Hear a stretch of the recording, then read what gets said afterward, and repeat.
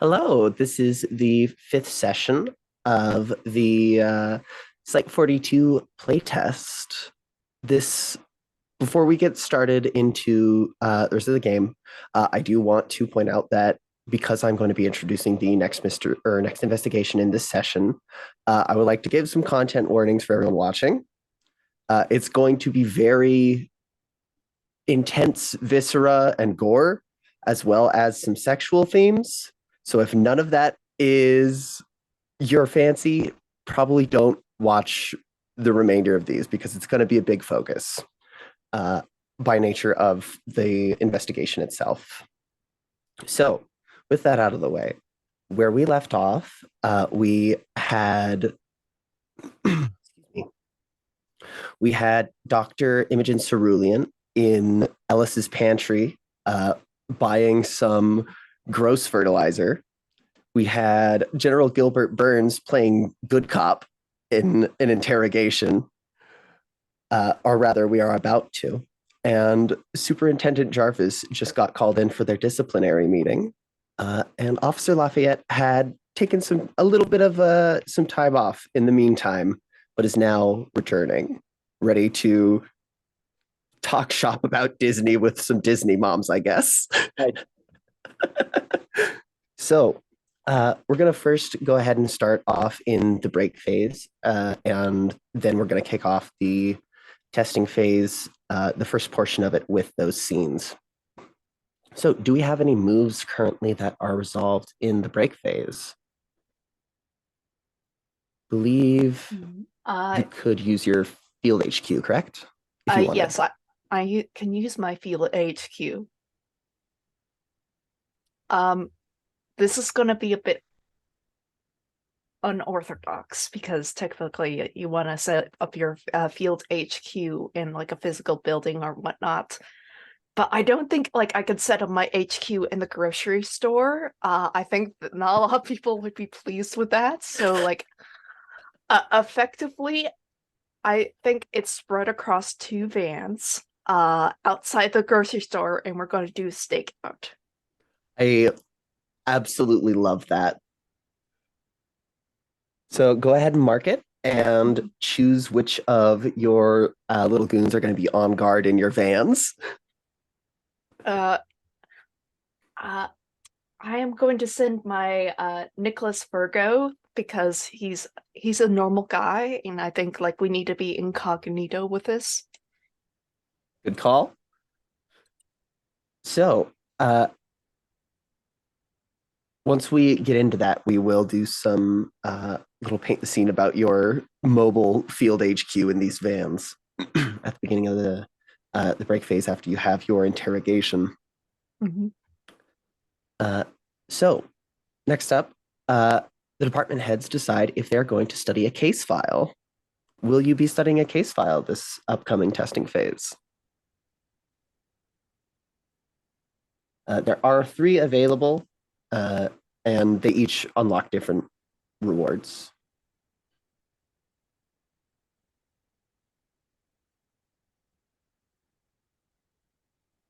Sounds good to me. Mm-hmm.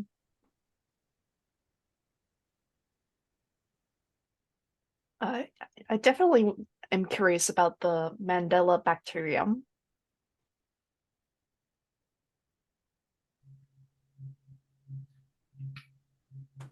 Does anyone else have any preferences for case files?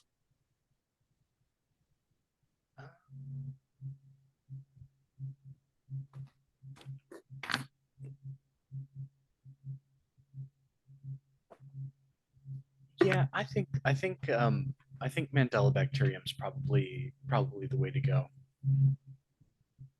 All right.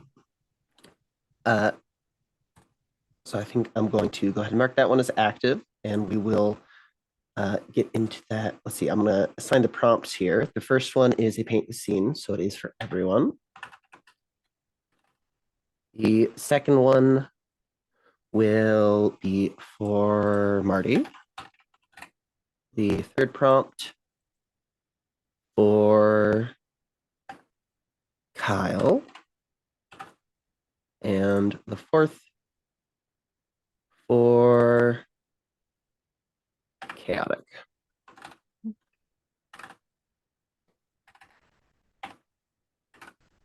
Hell yeah, lazy time. Let's go.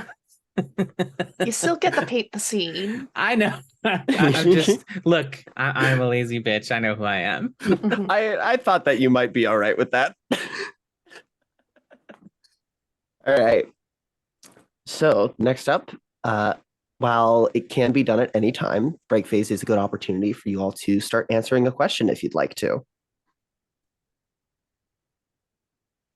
You do have a good amount of clues for the meat parade, so you could answer its threshold question.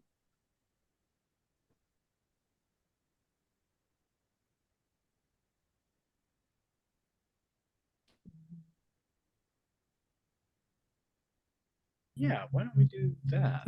Mhm. Yeah. Because that threshold question is what is causing A-1004's creatures to behave in this manner, doing it the parades, right?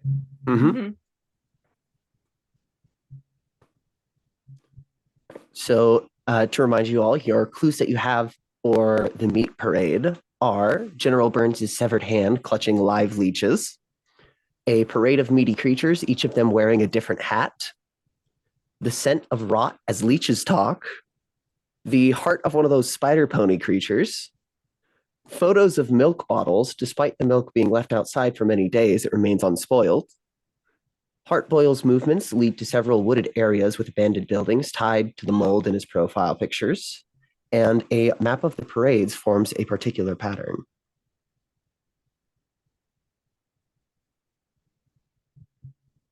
I have a completely whack ass theory. Does it involve the leeches? I gotta know. It does not involve the leeches. Yeah. Really? Okay, I Yeah. gotta hear this. Okay, so we got for this one's going to include the parade of meaty creatures, each of them wearing a different hat. The map of parades that form a pattern, and the photos of milk bottles, despite the milk being left outside for many days, it remains unspoiled. So I think the meat creatures are doing their fucked up version of a gender reveal party, baby shower party, for whatever that tree is going to be making in the near future. So the milk is left out for like food for said whatever it's going to be, and the parades are them celebrating the birth of this new entity. That's my whack ass theory. Oh, And wow. can it have like the shape of a heart? Oh, Oh, great! I'm here for yes. it. I love it. I love it. So we can explain why the heart of the spider pony. Oh. Oh, okay. Yeah, I like Yeah. that. I like that. Yeah. Oh, yeah. That's pretty cool. If everyone's in agreement, you can go ahead and roll at a +2. And I think it would make the most sense for you to roll that one, Aaron. Okay. Everyone is in agreement with the theory, of course. Yep. I'm glad I got to inflict a whack ass theory on Steph for once. Oh no, it's not even that whack because it makes perfect sense. You're gonna be so upset and or pleased. All right, here we Oh, go. no. That's an 11. Let's go. Dang. All right. So on a 10 plus, it is correct, and there's not a complication involved with it. So you have unlocked the next question. How can we control this behavior with minimal harm to A-1004 and its offspring? Answering this question allows the department heads to resolve the investigation by writing and testing a containment procedure based on the answers and other information gathered during their investigations. Now the complexity is the number of clues that we need to like be able to roll. Is that correct? To be able to roll at a +0, you need half of the complexity to be able to roll at all. The number of clues that you have over the complexity is a net bonus. And this one is complexity 6. Yeah, so we could technically answer it at a -3, but I don't recommend that. No. Yeah, that's probably not a good strategy. Otherwise. All right. So next up then, we have, I believe, a few paperwork prompts, one certainly from Dr. Cerulean. Oh, yeah. Oh yeah, I listened back. I remember that one. I'm glad you did because I didn't. It's the flashback to when you sacrificed to a time that you sacrificed your most important personal relationship for the sake of your work. Okay. You can answer that now, or you can give it a little bit of time if you'd like, but I would like it by the end of the session. I'm gonna let it bake for a little bit through the Okay. break phase, probably, and then I'll be good. All right. And I don't think there are any other floating paperwork prompts currently.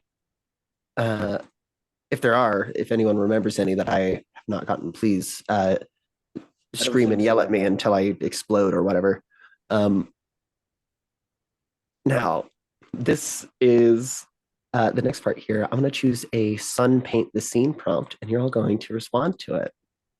We're going to do the elevation ceremony of the Council of Five. The Council of Five are the highest ranking members of the Society for Universal Normalcy, each identified only by their monikers, C1 through C5. When a member of the council needs to be replaced, one is selected from the highest performing site directors in Sun. Site Director Waitley of Site 22 has been selected to replace C4 following their death in the line of duty. What are the steps of the ritual that melds the consciousness of Waitley into that of the council? Oh no, they all share a consciousness. Oh dear. Okay. For folks watching the video, we all remember what Superintendent Jarvis's ex was called? Yeah. My ex is Oh, no! C2. Oh dear.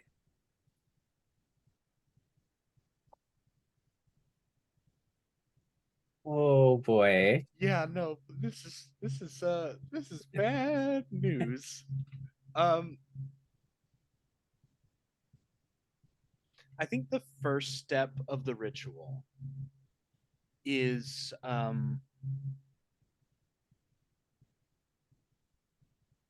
let's just do the simple thing. The first step of the ritual is everyone in the council and the new member just all have to be naked.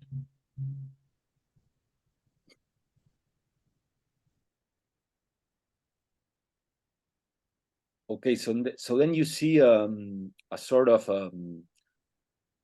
from computer from the 70s, 80s, 90s, and 2000, right? Like the evolution of computers. And you have to do a little bow. Like this sort of relation with the computers and technology and as a god, you know?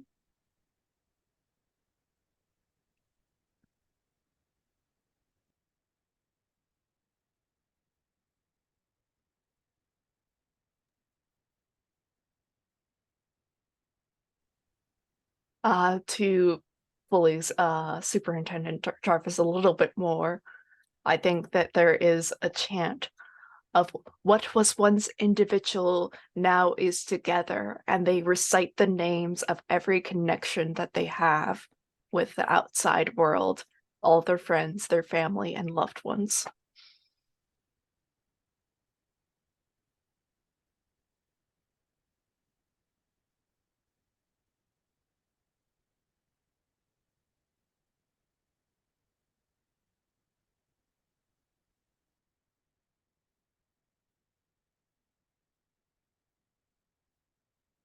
All right, I think I know.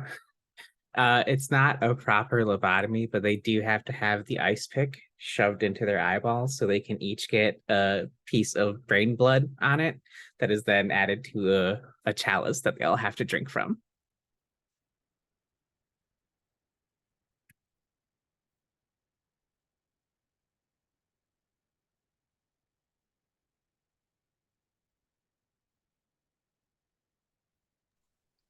Hell yeah. I love that.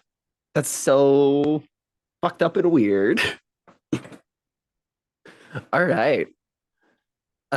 So Now, everyone's going to say what they would like their department head to be doing during the upcoming testing phase. There are those initial scenes coming up, but other than that, please do let me know. Besides my good cop routine, I'm going to go out into the field and check on my white van setup, do stakeouts. Sorry, I'm really eager to go to the Disney party.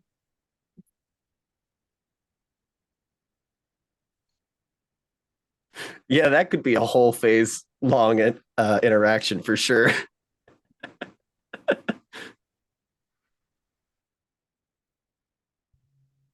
Oh, go ahead. On top of the disciplinary hearing and the interrogation with a heart boil, it's time for me to go talk to the entity, I think, as directly as possible, since I've been told I need to stop hiding my light under a bushel.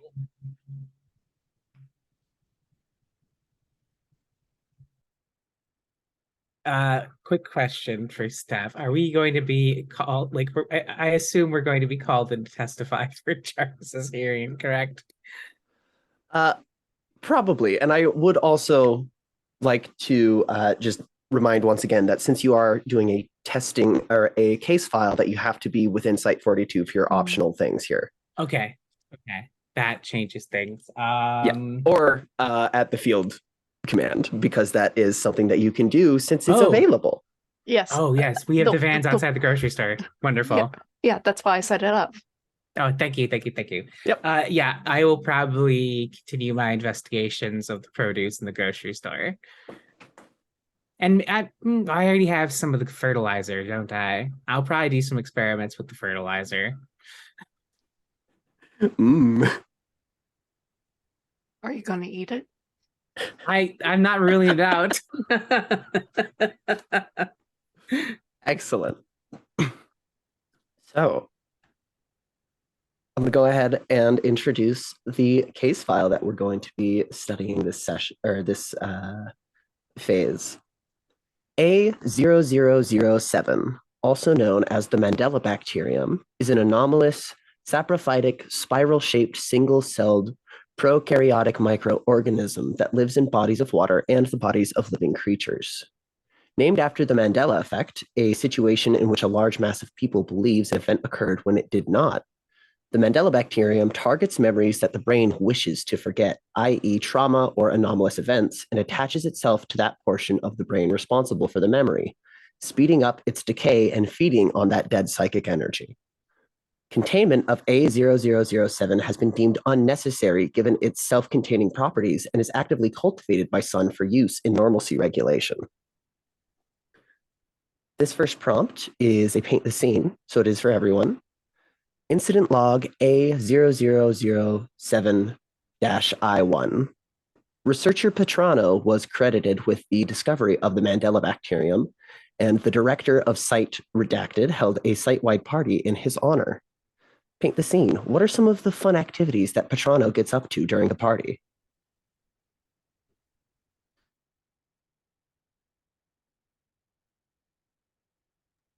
Officer Patrano loves to have like the ball, the mechanic ball. Whoa, like that, you know? Right. Singing Copacabana.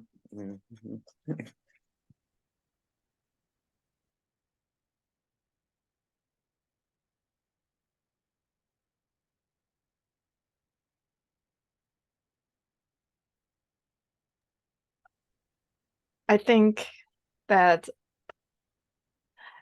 just generally that people are a bit more friendly, quote unquote, with each other. Besides, like, sort of talking about just how things have been going as of late and whatnot, but there seems to be a sort of a charged energy underneath the conversations, as though they're not actually talking about work.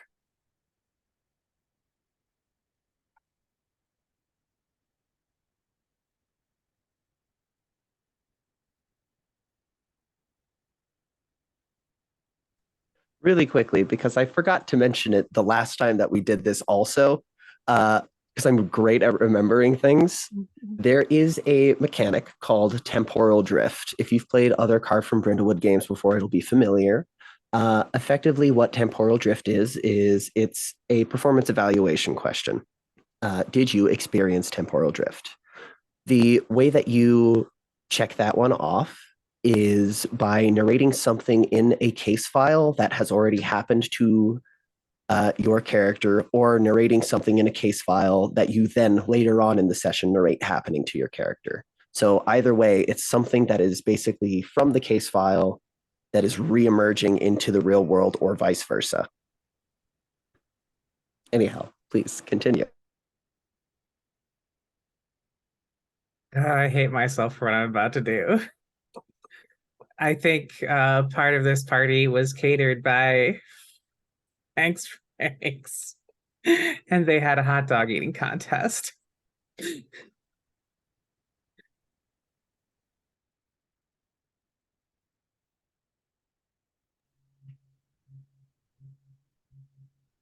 Another fun thing that was gotten up to in this party: fondue shenanigans.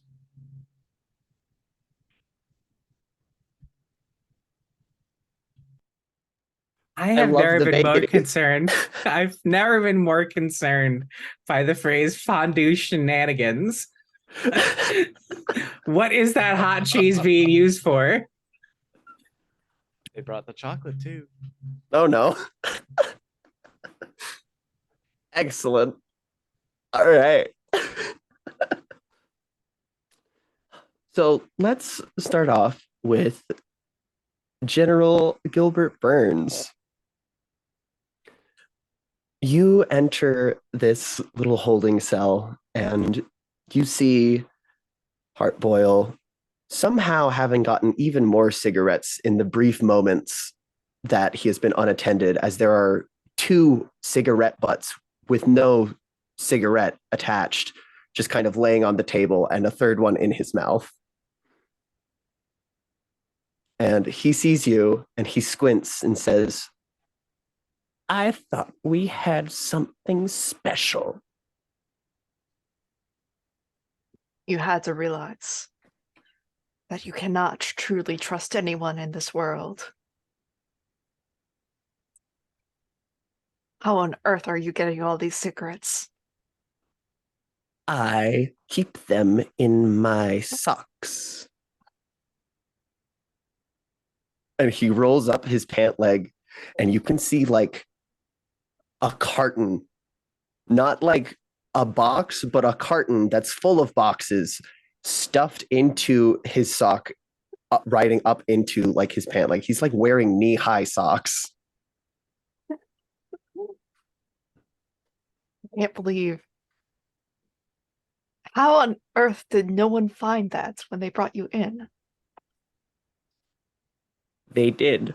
I had a second one hidden beneath.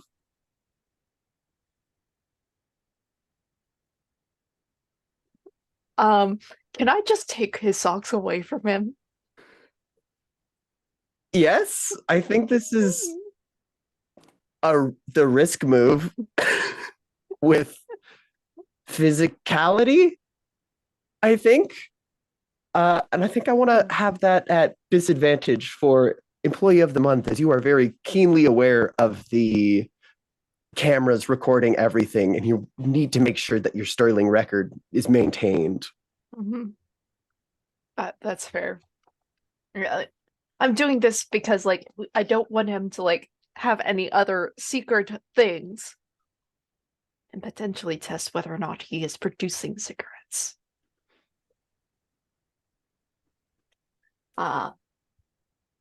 Disadvantage physicality. Mm-hmm. What's in my purse? Where I keep on losing the personal items I have. Your office. Ah.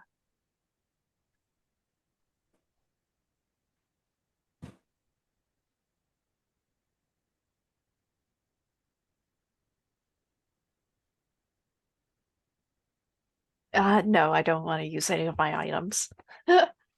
What could go wrong? I think you already answered that. You're afraid that he's gonna have more than just cigarettes, right? Yeah, what I don't know what else. I could have a gun. That would be bad. It would be.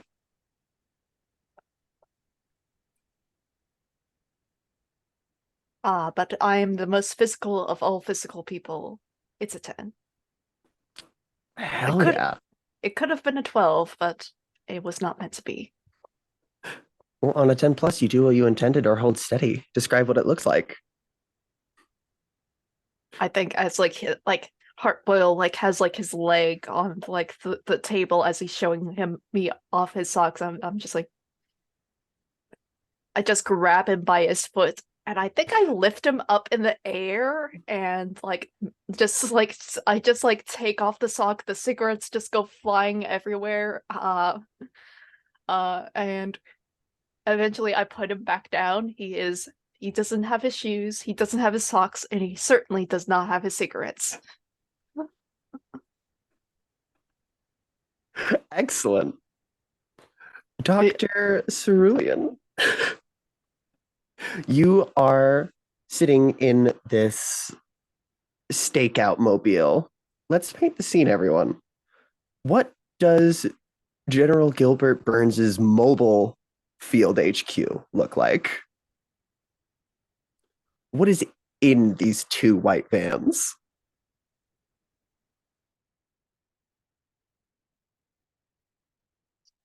Oh, wait, that's right. And I answer that one, don't I? I wrote this move. I should know that. Uh,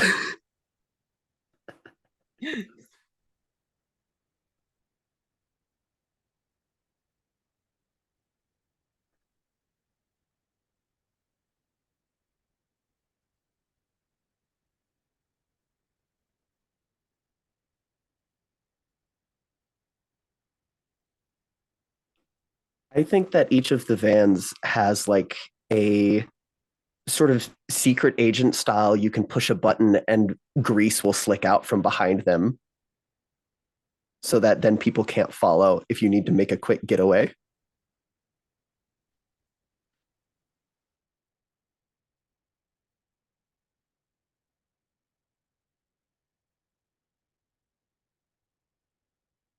Okay. I think the vans have chameleon circuits a la the TARDIS, but they're also not functioning properly. So they're always like creepy white panel vans forever. Of course, no one wants to approach these things. I think inside the van, like the sort of driver's seat is not like a van like driver's seat, but rather like this very comfortable armchair. You don't know where this came from because it's not standard issue. General Burns may have something to do with that. Does it have cup holders in the arms? Of course. Okay, so this is a cover band, right? Mm-hmm. So like you have like one side, like these animatronic sort of guys, you know, the animatronics like selling ice cream. Oh, yeah, you want ice cream for kids, but they're all a little bit rusty. So you hear a sound, you want something, and all these horrible scenes. So the kids one step near, you know.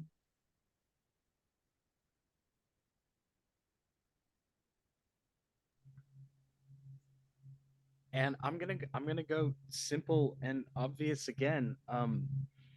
There's just like a rack of like high-powered automatic weaponry. It's just like just a reminder. Here's a ton of assault rifles. We've got combat shotguns and just like just reminder that we are loaded for bear, basically. Excellent. Dr. Cerulean, you are situated in here, and there are a decent amount of people here currently. There is that weird sort of blob-shaped guy, Angus. There is the clown guy sitting around, as well as the one seemingly like just regular person here, very normal, with a black turtleneck, just kind of sitting, eating some French fries, watching football on his phone. What do you do? I am really tempted to have the jester try to eat some of this stuff because he just explodes and comes back. Have I seen him explode? I don't think so. I don't think you were there for that. Fair enough. So yeah, she'll just start by doing some analysis on this fertilizer via her specs and some more basic things like, oh, how's it feel? How does it smell? Not tasting it yet. Yet. All right. Let's have the research move with logic, please. And I think I would like this at disadvantage as you hear knocking on the van door from Harley saying, boss, boss, boss, the robots won't let me in, boss. So that'll be an 8 with disadvantage. Excellent. Officer Lafayette. Funnily enough, this sort of gathering that you were told about, you were also told that it takes place really close by, ironically enough, to the very place that the vans are stationed outside of. So you are seeing these weird animatronics and this really weird, like, homeless guy banging on the side of the doors. And you also are, I think it's a sort of small bakery that, it's past closing time.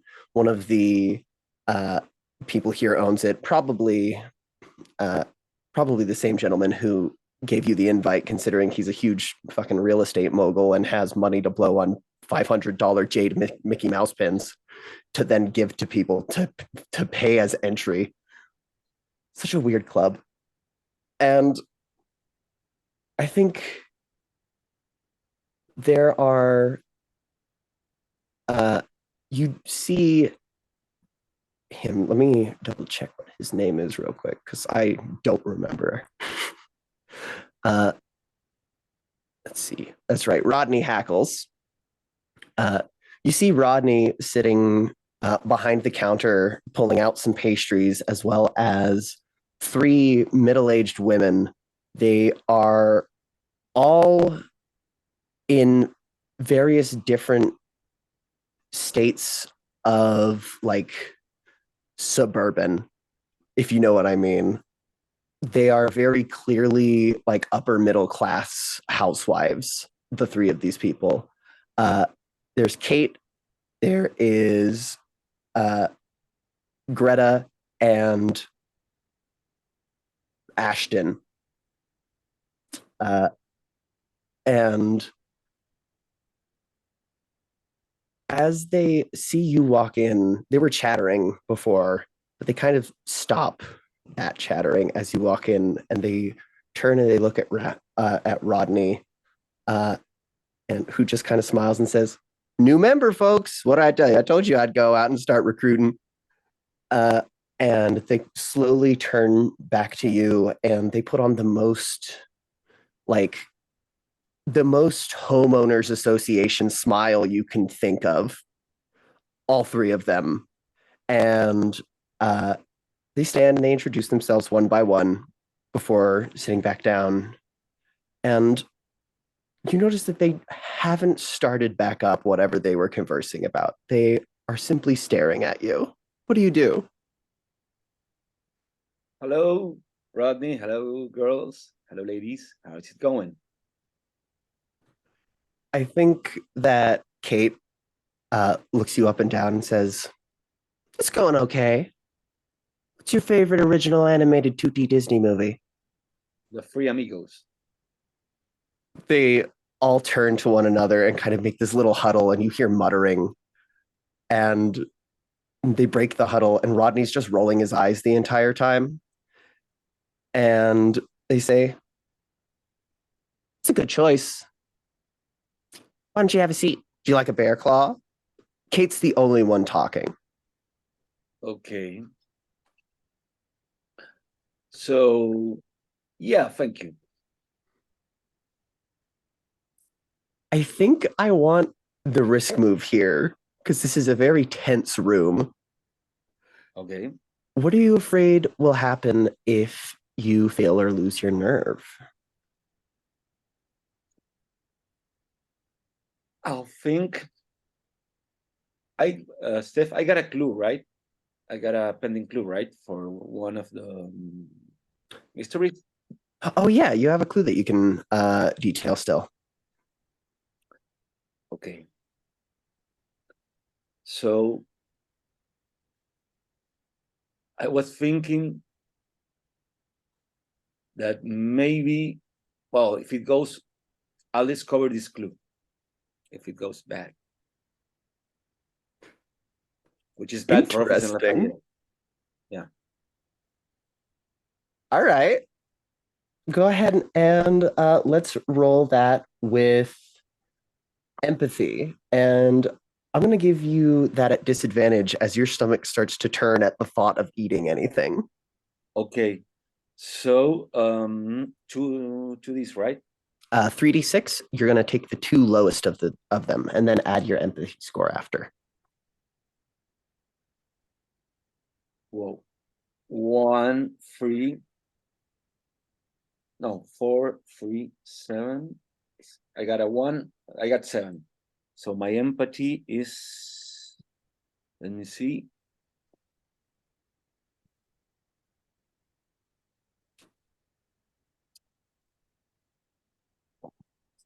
Your empathy is at 1.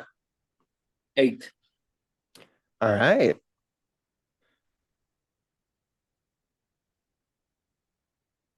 All right. So maybe I got the clue anyway. I don't know. Well, you can just detail that whenever you'd like to. That is something that you've already earned. But I will get to your complication here in a moment. Right. Superintendent Jarvis, this room that you have walked into is completely unlit, save for a single swinging, flickering light bulb. There is a table, metal table, probably aluminum or something like that. Seems to be bolted to the ground. There are two folding metal chairs on either side. And you see your ex sitting in one directly beneath that swinging light. What do you do? Well, this ain't my first rodeo. I've been here before. I go and I take my seat in the chair across from them. Arena? Oh gosh, what did I say? Agatha. Agatha. That's what her name was. Hey Agatha, how are you? I'm doing all right. Now, if you don't mind me cutting the small talk and getting directly to the point, we're not very pleased with your choice of extracurricular activities, so to speak. That's understandable. Yeah. And I forgot about the whole hive mind thing. If I'm honest. yes, you tend to do so when you message us at 3 in the morning. How many times now has this been? Well, there was the time for Thanksgiving. There was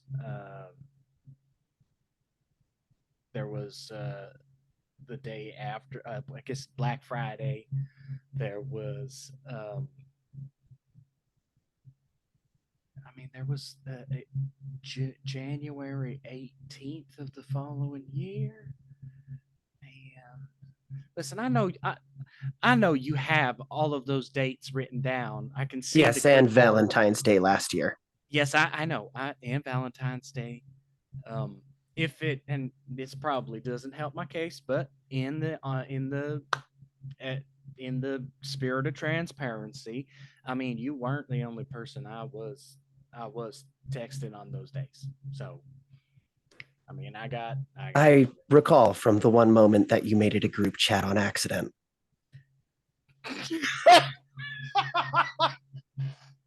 Sorry. Well, I mean, I just want it on the record, just having it all out in the open. She sighs, and you see her face kind of glitch out a little bit almost, and she starts shaking somewhat. And you see her ripple and her clothes change to that of a sharp business suit. And her face is that of a man with very slicked back hair and sunglasses on. And he says, and just so that the rest of us have the correct context here, this is all happened for years after you've been separated, correct? That is correct. I think I want the fright move here. Oh no. What are you afraid will happen if you fail or lose your nerve here? I'm afraid that if I don't keep cool, that they are going to honestly, like, I feel like this deep into the organization, there's no leaving, you know, like I think there's I've just had too much contact with everything, and so it's either like full brain wipe in a way that is going to be way too like super invasive, or they're just going to take me out behind the chemical sheds and shoot me. That's what I'm worried about. It's worse than that. They will keep the parts of you that make you a good operations administrator and have you reapply for the job as a new person. Oh. Do you want to go through with this? Yep. All right. You may roll with anomalous or the next appropriate attribute -1, which would be empathy. Your choice. I believe your empathy and anomalous scores are the same, so I would go with anomalous so that you get that +1. Yeah, I'm definitely going with anomalous. All right. And I will say that you are currently facing your fear, given that this is a group of people as one person. Yeah. Oh, this is rough. But that's all right. I am going to prevail. I can feel it. I think I want this as well at disadvantage because you do have the condition that is exactly about this moment. Well, now I'm not so confident about my ability to prevail. So thank you for that. You're welcome. You do have office items that you can mark to offset that if you want. Oh, that's right. Okay, so I'm going to bring in one of my office items. Let me look which ones I have. Oh.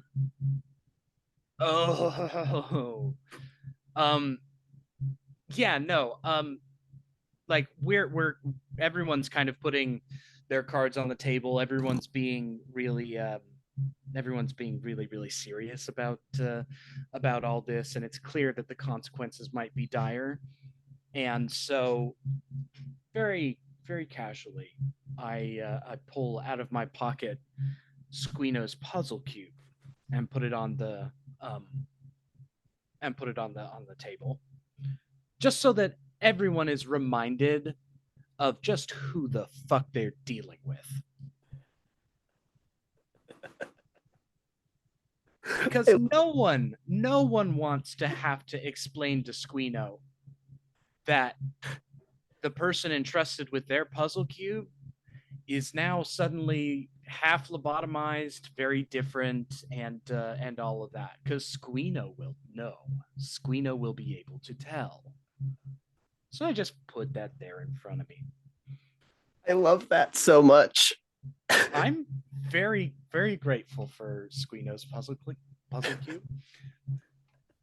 All right, so that is no longer with disadvantage, correct? Correct. Ooh!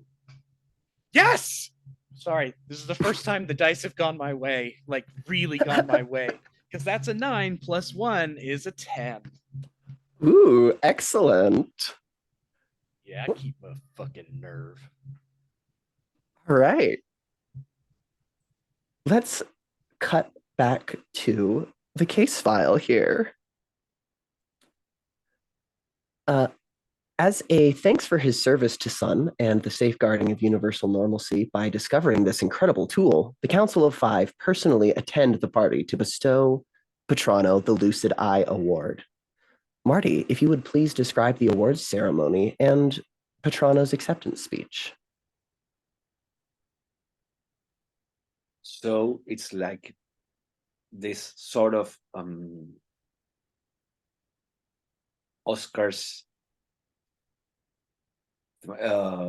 festivities, you know, like the Oscar presentations, awards, and there's a voice about like the Dick Clark voice, you know, saying, now get ready to rumble because it's the awards ceremony. Yeah, the Sun Awards ceremony.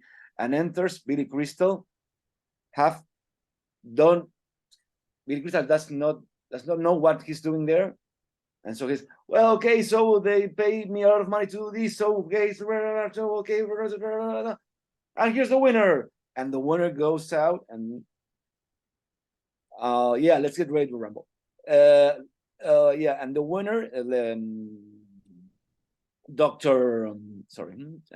Wait a minute, please. And Toronto. the winning, then as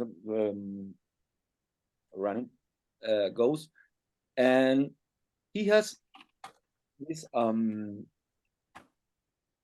lady coming to give him the award, and it's a sort of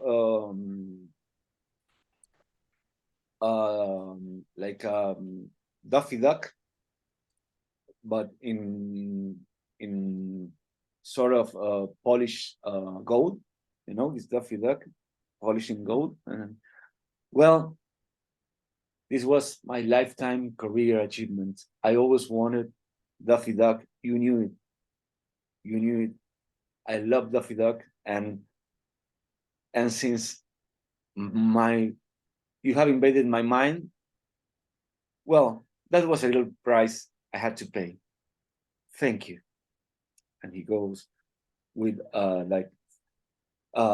he has intravene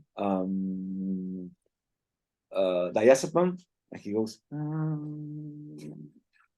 yes. Okay. Excellent.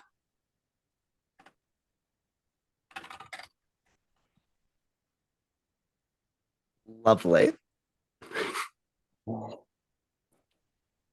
Dr. Cerulean,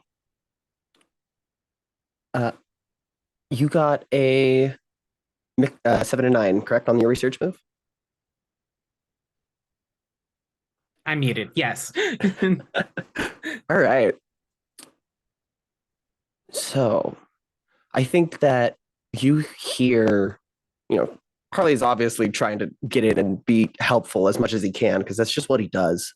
But you see, as you sort of look out through the camera, or maybe even the window that the animatronics are at, you look out at him, and once he sees you, his eyes kind of glaze over momentarily, and he says, "The bleeding heart seeps forth, spreading her love into the soil for all her creatures to sup up directly from her bosom. That is the dirt and stone and piss and shit that we trod with our disgustingly unworthy trotters." And his eyes refocus, and he blinks a couple of times and says, "Oh, that was a crazy sneeze. Anyway, boss, you're not gonna believe it. I found a hole that's made out of meat." On yourself or elsewhere? No, not mine. Like a pit, like some sort of pit of flesh, perhaps. Okay. It's like golf ball sized. It's right in Oh, the that's- alleyway back here. Oh, You want to come see it? all right. I'm gonna poke it with a stick. Do you want to see me poke it with a stick? I would love to see you poke it with a stick. That is your clue. Is the mystery flesh pit, if you will, in the alleyway of Ellis's pantry. Okay. And I think that as like Harley turns around and starts heading back in that direction, you also get a text from your lead geoscientist, Solongo Ellison. And she says, "Boss, the anomalous energy rocks that we have kept in storage are vibrating very intensely, and they won't tell me why. They're so mad. Is there anything in specific that we usually do when they get like this? Usually they're really nice to me. They were kind of mean, though."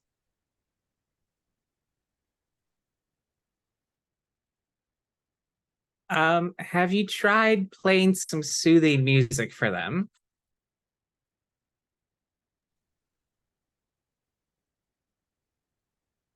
I think it takes a few minutes to get your reply, but I think that you, as you're potentially getting ready to go and step out and observe this golf ball meat hole, you receive another text back and says, "They do not like Bach." All caps. What do you do? Maybe try EDM. Maybe they need that bass resonance to really reach into their thick, dense cores. I would like the fright move here, since this is Okay. anomalous stuff that you're vicariously interacting with. What are you afraid will happen if Solongo fails? Oh, these rocks are gonna detonate. It's worse than that. They will detonate and start crystallizing the entirety of Site 42. Oh boy. If you'd like to go through with this, you can roll with anomalous or logic -1, which for you, I believe, are the same. Yes, they would be. None of your conditions apply here. I do have a question.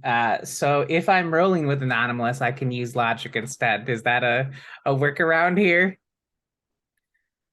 Yeah, that's what that move is for. So yeah. Excellent. All right. I'll roll with anomalous, but make it logic.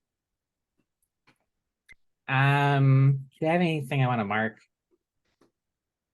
Don't really. I don't think any of these are applicable here. Okay, we'll just roll it. Let's go. That'll be a 9. Excellent. General Gilbert Burns. Now you see. Oh, go ahead. Oh no, please continue. And like I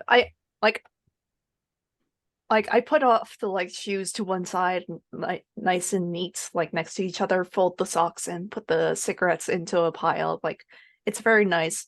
Heartboil can see them.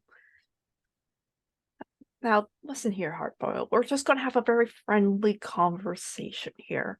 I know my compatriots can be a little bit mean, and if they were the ones that would find this, well, this would be a very different situation, and you might not get these items back. But yeah, if you're good and do tell us that what we need to know about what's been going on, you'll get these items back, and you'll be able to go home soon. All right. Let's have the research move with empathy, please. Mhm. I think also at disadvantage for the same reason as earlier. You are being scrutinized for your performance constantly, Oh my god.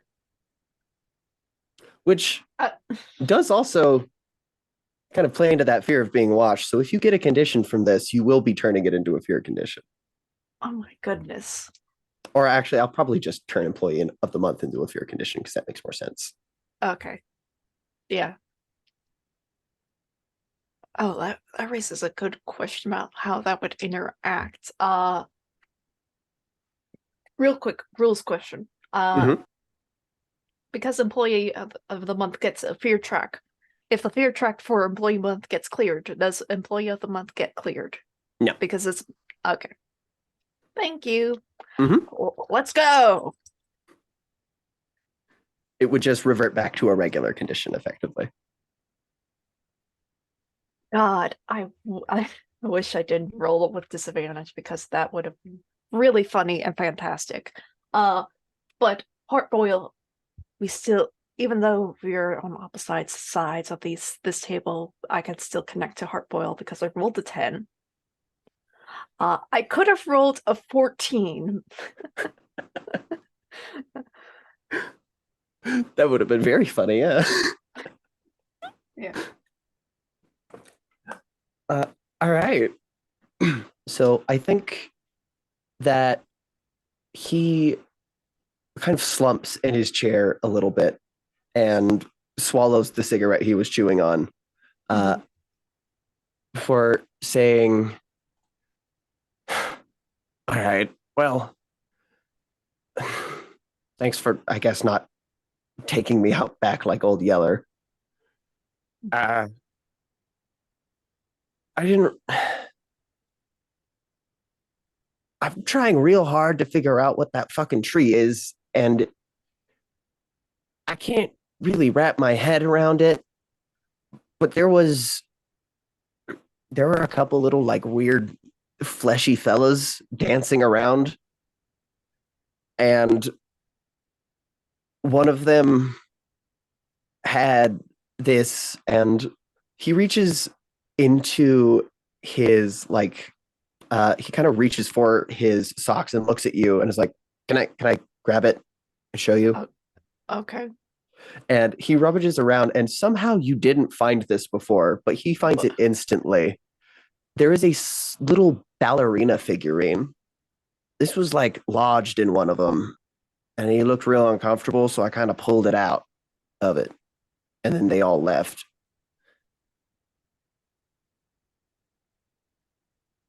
That's a clue for the meat parade. Okay.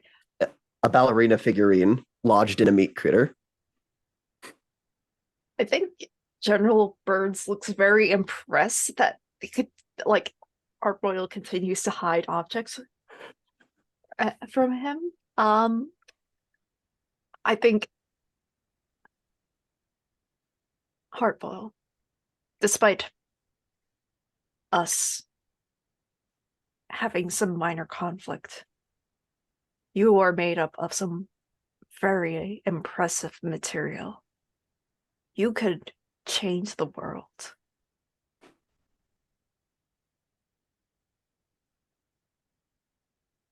Interesting. Are you trying to recruit him to Sun? Yes.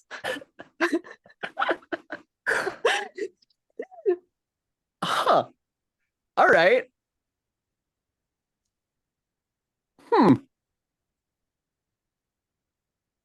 I guess give me the risk move with empathy at disadvantage.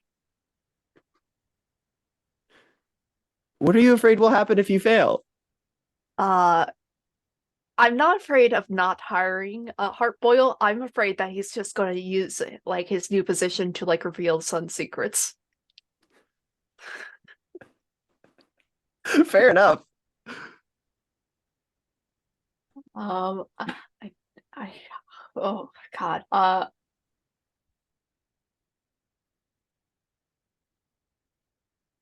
I think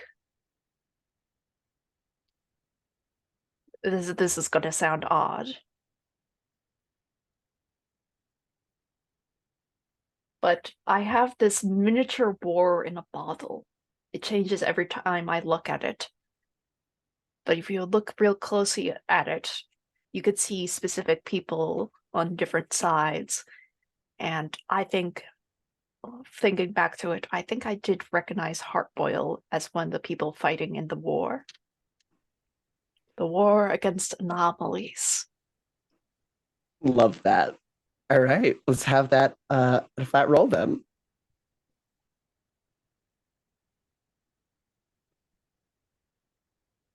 Okay. That is an 8. We All made right.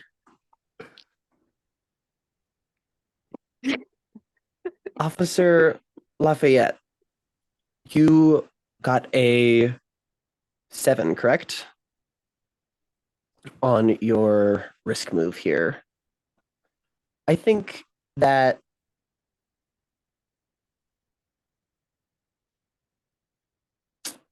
the complication here is going to be that you have ingratiated yourself a little bit too well with these Disney adults. And I think that after a few moments of brief conversation, you find yourself leading the discussion on the Disney film that they had all watched over the prior week. What is this week's film? The Lion King. To the Excellent. So I'm going to give you the condition House of Mouse. And as you are discussing The Lion King, you can feel these middle-aged housewives starting to like connect with you. And it's not anomalous at all, but it is still the direct attention of 3 middle-aged suburban upper middle class housewives who are way too into Disney. So it's just uncomfortable by that in and of itself. But they haven't continued to interrogate you or anything like that. And you can see that Rodney in the background, he hasn't actually like interacted with any of these people. He's very clearly just tending to the bakery and bringing things out for them, almost as if even though he started this thing, he kind of knows the people who attend it. And so he doesn't really want to interact, but he likes that they give him money to do so. And I think he looks at you and is a little bit surprised at first at how well you're getting along with everyone. And I think after like the 3rd round of bear claws, he steps up and he says, "All right, folks, well, it is getting that time again. Why don't we settle on which movie we're going to be watching this week? And we'll get heading out. I know we all got busy days going on. Does anyone have any suggestions?" And he looks directly to Kate, who is evidently like the head of this group who always does the talking. But she turns to you and says, "I think Holden should have pick this week." And the other 2 women kind of go, "Ooh." Okay, Aladdin. They all nod, seemingly very pleased with your choice. And Rodney just kind of looks at the three of them really weirdly and then looks to you. Not weird, not in like a you guys, not in a the same look that he gives them, which was a you guys freak me out kind of look. But to you, he gives like a very quizzical, I don't understand you type look, but not one that's like uncomfortable necessarily. Uh, yeah, you do take that condition, and what would you like to do for the remainder of this testing phase? Okay, so as I'm gonna present the clue. Mm-hmm. Okay, so as everyone leaves, you see a poster of a girl missing. The girl that Officer Lafayette had in his dreams. Remember that? So he picks up the wanted pamphlet, the missing pamphlet, sorry. He looks it and he starts like to crumble over outside. I never had a daughter. I never had a daughter. I never had a daughter. I never had a daughter. And on the back, you can hear the music. I fell in love with a pretty ballerina. It's an old song from the 60s. I fell in love. This is not happening. This is not happening. He puts out his gun and fade to black. Ooh. All right. Superintendent Jarvis, you got a 10 plus, correct? I did. Please describe what the rest of this disciplinary hearing looks like. The rest of the disciplinary hearing looks like so it is in the same vein of like when I pulled out Squino's puzzle cube and everything. I am fiddling with the puzzle cube as I talk, and I basically in no uncertain terms oh, hang on. As I'm fiddling with the puzzle cube, I have a list of specific names and dates of people who I know factually would have died without my intervention or work on anything like that. Like it basically people in Sun who owe me their lives in some way or another. And I just start rattling this list off. And I feel like the council tries to interrupt, and I just hold up a finger, and it's the hand that's holding the puzzle cube. Just hold it up, and I just go down the list, and it takes probably 10 minutes in and of itself of me just listing names. As well as at one point there's a moment where I just say the entirety of the faculty at Site 89 in the year 1993 to the year 1995, as well as all their friends who would have existed, but now no longer are burdened with that. And I get to the end, and there's a pause, and I say, now, I know we're all grown-ups here. I know we're all doing important work here. And I know for damn sure all y'all have already seen me and shared your memories of me with each other. I mean, you see my body. And you know what? You know what? It's pretty great. But at the end of the day, if you're going to place all of that, all of the names of the people that I just listed, all of that, if me sending you a goddamn picture of my titties is more important than the entire list of people people and events, let's be honest, then y'all are losing it. Like there is no way. We all know that I could have better judgment. We all know the horrors that we've seen in this here job. And you know what? We cope as best we can. Y'all cope best you can. And I would appreciate it if y'all wouldn't pull out the goddamn like HR rigmarole every time I have a hard time, because I've actually just, I've saved enough people here that that it's time to just grow up. I think you could just grow up. And you know what? I will try my damnedest. I won't send you no more pictures. I won't put you on no more group texts. I will do all I am a reformed person, all right? But also I'm gonna get back to doing my fucking job. Because honestly, there might be people out there right now who should be getting added to my list who aren't, because I'm wasting my time in here with y'all.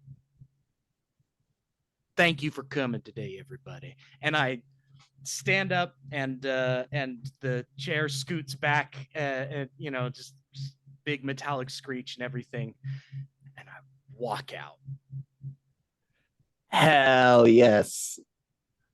I think you can clear your condition.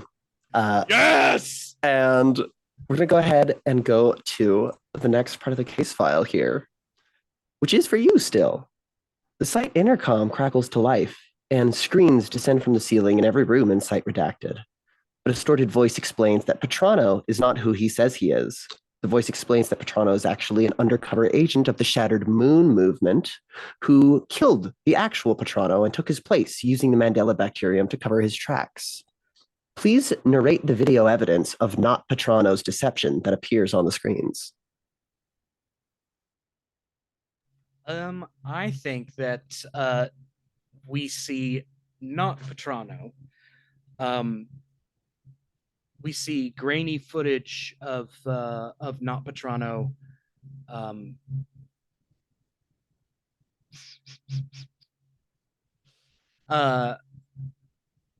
Not Petrano starts. We see grainy footage of not Petrano pouring fresh hot dog water into the fondue, and I think that not Petrano has not Petrano has spiked the fondue with the hot dog water, and people are starting to feel the effects, I think. Interesting. Imagine, if you will, getting loaded full of memory-altering hot dog water.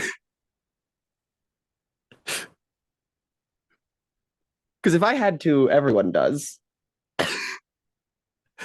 That's fucked up.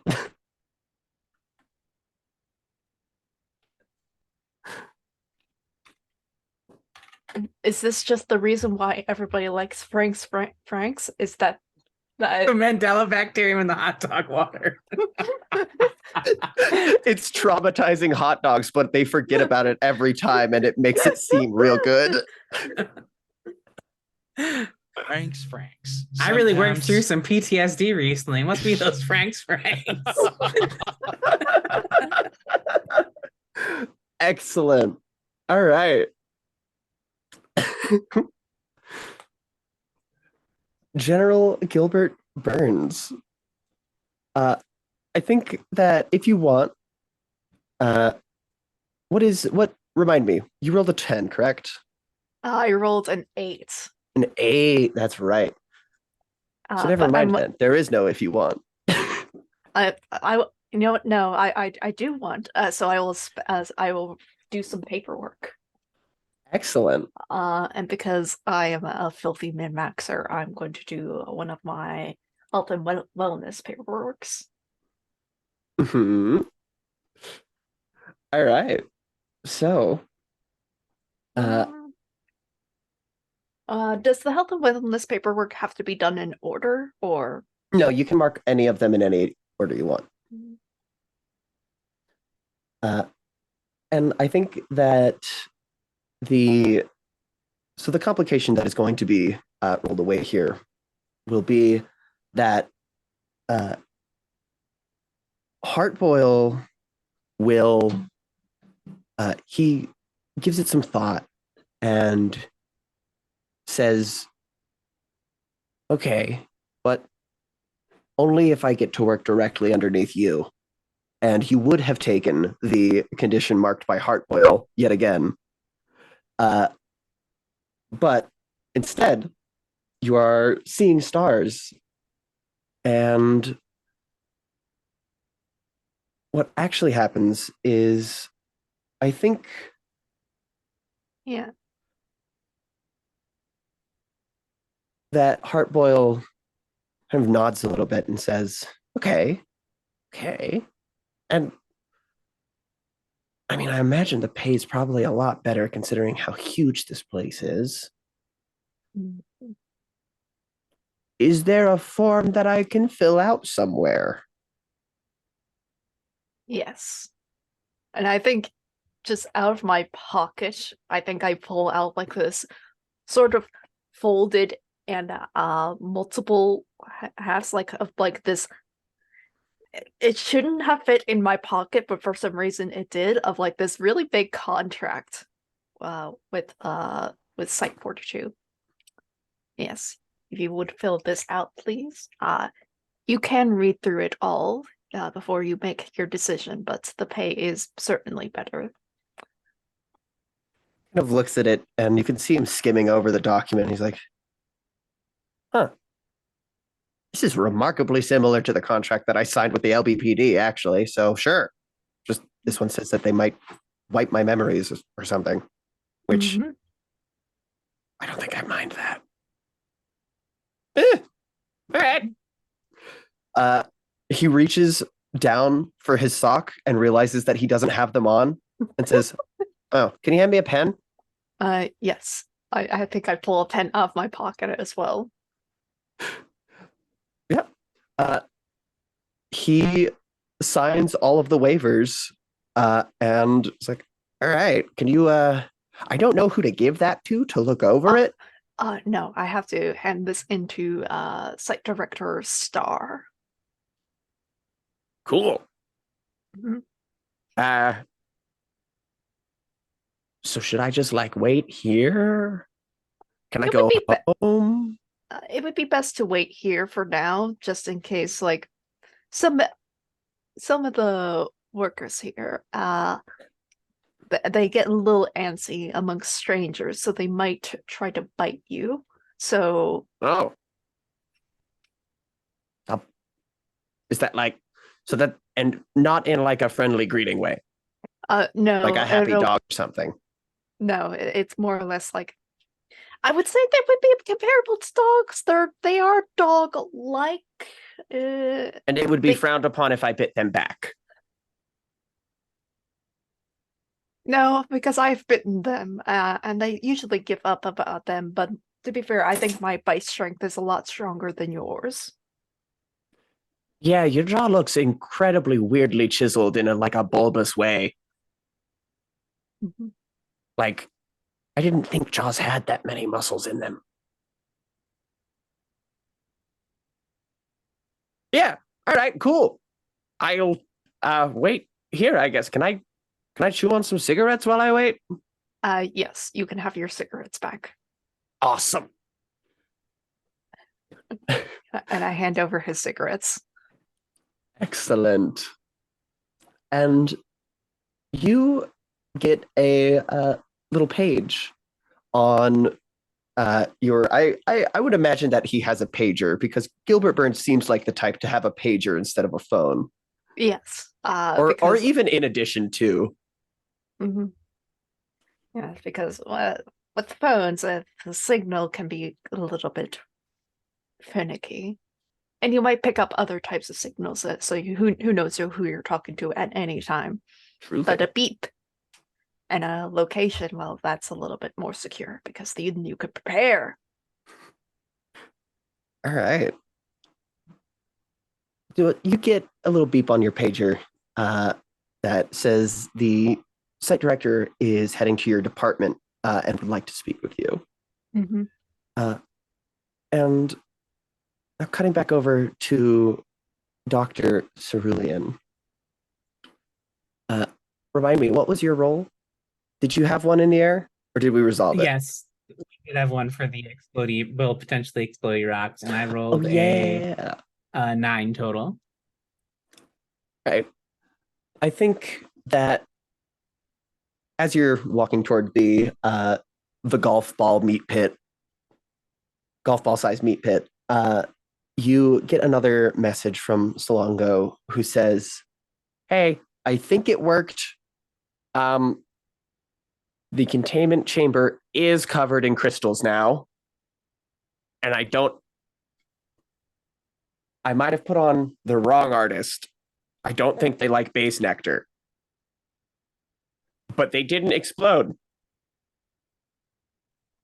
And I think I am going to, as your complication here, I'm going to mark Solongo as unavailable, as she now has to clean up all of those crystals.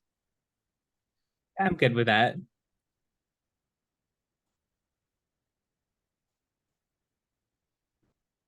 And Harley takes you out to this alleyway and kind of just squats down behind a dumpster, shoves it out of the way because he moved it over the hole so no one else would find it. And then kind of like looks around and picks up a twig and then looks at you. It's like, yeah, all right. And he starts just poking it. Can I have the research move with anomalous, please? Sure. I will roll with logic, however. The power of the move. Oh, that's an 8. I'm very glad I rolled. Well, never mind. It would have been a 7 with anomalous, so it doesn't matter, I suppose. You get a there are a good couple of pokes in Harley gets before you start seeing the air around the hole starts becoming sort of red, as if there is blood particles on the air around it. That is your clue, is blood on the air. Okay. And I think that you see he doesn't really stop poking it. It doesn't even seem to notice the redness, but you watch as some of it goes into his nostrils as he breathes. And he stops poking the hole, and you start seeing like his eyes twitch a little bit. And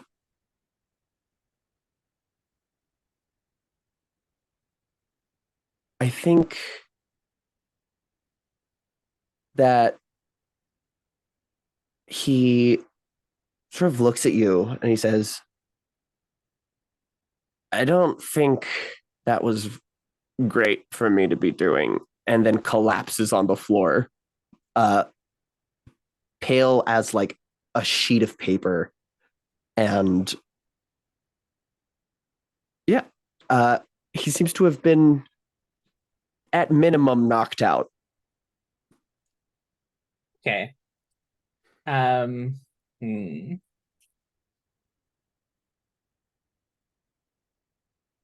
And your complication here for transparency is that you will not be able to interact with Harley for at least the next phase as he recuperates and fixes whatever the hell is wrong with him, including using his little checkboxes. Yeah, that sounds good. I think Dr. Sterling is like presses her little smart specs and is like, hey, can I get a retrieval team? I'd like to study one of our team members.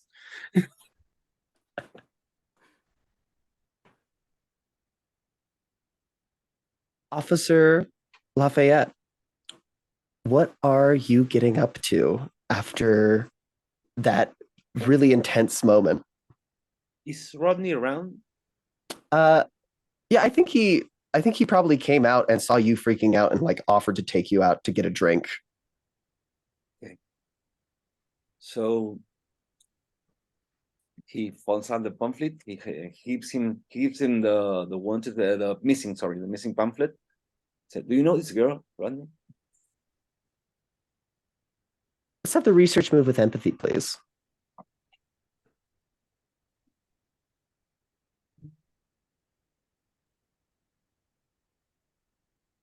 I got 10. Excellent. Plus, I got 2 in empathy, right? You have a 1 in empathy. You have a 2 in Okay, physicality. yeah. All right. So this one is, since you're directly outside of Ellis's pantry, still, this is going to be for Red Thumb as well. But he looks over the poster and he says, not like, I don't recognize her personally, but and he kind of goes back into his little bakery, and all of the women have left by now. And he comes back out with a flyer that has her face as like the poster person on it. She's holding up a pumpkin in one hand, smiling widely, and the flyer says, come to the Long Beach Community Harvest this weekend. Doesn't give a date, just says this weekend. That is the clue. He says, "I'm almost sure I never had a letter. I'm almost sure."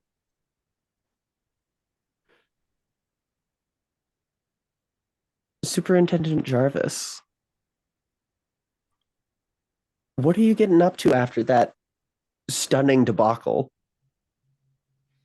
I think I'm going right back to Heartboil, and I think that I should pass Burns just as Burns is coming out, and I can just be like, "Oh wait, how'd it go? I saw you were in there. I saw you in there with him." I've learned several things about Hardfoil. And it continues to like my belief, because I know he's a very complicated fellow. But the only reason that he has been a bit of a pain is because he works for the police. Therefore, if he were not working for the police, instead of maybe working for us, and like I hold up the contract in my hand, Oh, then he will be the most useful. You know how I have my knives, yes? yeah. Well, right now you are wearing a suit of knives. He stores things in his socks, and if, regardless of you taking the socks off or not, he can still hide more things. It's impressive. Are they like tube socks? Are they like argyle socks? Are they like They're the knee-high socks. I think I sent you a picture of those cute little kitty socks that go up to the knees. Yeah. They're about that long, but they're just white. That's great. And he can hide things in them. I can't insist enough that he can hide things in them. I want him on my team. I mean, yeah, for sure. And I mean, also, like I did buy those other socks that you sent me the picture of the cat thigh highs. And so I know that I know it's a few months away, but like I always try and get ahead of the curve for Christmas shopping and all that shit. So but I have the ones that I think are gonna go perfectly with Lafayette's outfit and Dr. Cerulean. So I will send you the ones I picked out for them. You tell me if you think they were the right call. Because if not, I'll just keep it for myself. Mm-hmm. Socks are the best Christmas present ever. I mean, especially if they like go up to mid thigh and have cat ears on them. Mm-hmm. All right. Well, I mean, then I'm gonna bust in there and finish up the interrogation, because I mean, if he's already signed, then that means that we're gonna have him. We're gonna have him, because I mean, he's not leaving here. He's either staying contained as an anomaly, or he's joining the team, which is also contained as an anomaly. So yes. I told him to stay put for now, because some of the wandering four-legged creatures, they bite if they don't know you. Yep. The old four-legged creatures gambit. I love it. All right, well, I'm gonna go in there. And General Burns gives you a wave and heads off to his office to meet with Star. And Superintendent Jarvis takes a deep breath and then takes all of the frustration of the last half hour, and then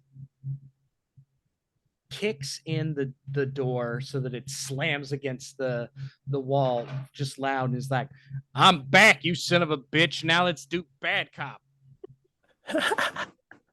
All right, let's go to the last prompt on the case file.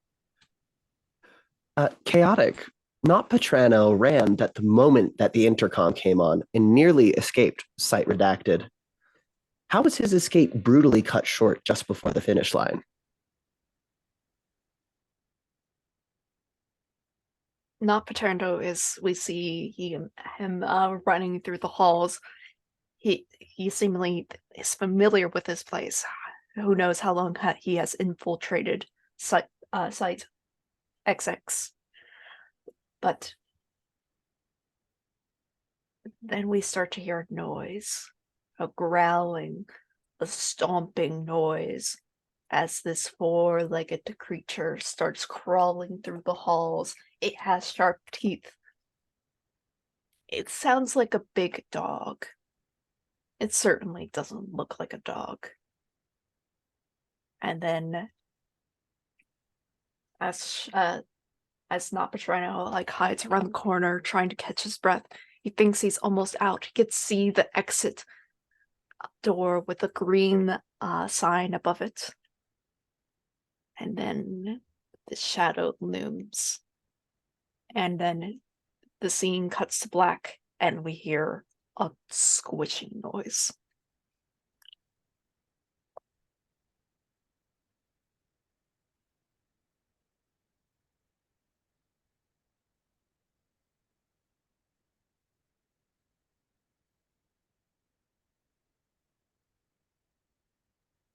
Excellent.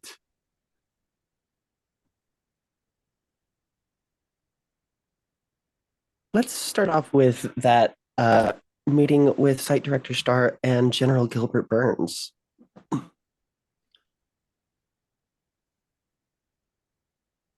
As you enter the office, you see the absolutely massive man that is Site Director Star. Let me pull up the thing one more time.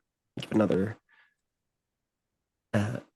go over what he looks like and stuff since it's been a minute. Mm-hmm. I know he wears clogs. Oh yeah, he does.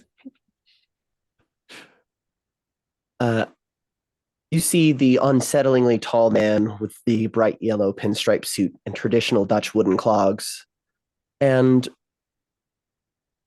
he looks up from he's not sitting at your side of the desk. He wouldn't be so rude, but he is sitting at the visitor side.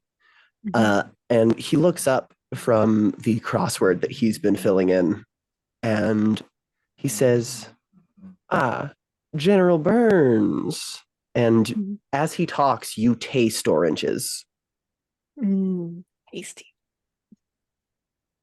And the taste immediately goes away when he's not speaking and returns when he is. And he says, I say we, but really it's just me. I've been keeping my eye on how you've been doing since you got your promotion here. And, Employee of the Month. Good job on that, by the way. Very, very happy to hear that. Has everything been going all right with your,